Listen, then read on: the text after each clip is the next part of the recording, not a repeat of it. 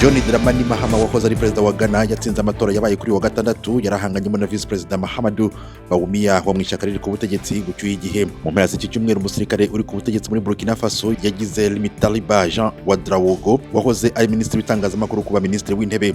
Kapiteni Ibrahim Traore yasheshe guverinoma ku wa gatanu nyuma y'uko mu kwezi kwa munani ishami rya ryita ku buzima OMS ritangaje ko icyorezo cy'ubushita bw'inkende byahangayikishije isi. Ubu ikigo cyo muri Maroc cyatangiye kuzuza ibisabwa apimwa iki cyorezo nyuma yo kubona uruhushya rw'ikigo cy'Afurika cyo kurwanya indwara z'ibyorezo no kuzikumira. Nk'uko raporo y'umuryango mpuzamahanga wita ku mvubu ibigaragaza, muri Afurika y'Epfo umubare w'izibara ryera wariyongereye muri 2023 kurusha uw'ibara ryirabura kuko izigera kuri 586 zarishwe. Aha muri Afurika y'Epfo kandi ishyirahamwe ry'abafite ubumuga bwo kutumva ryatangijwe n'umushoramari Matembo Victoria atanga urubuga aho aba batunga bashobora guteza imbere ubuhinzi bwabo no kubona akazi karambye.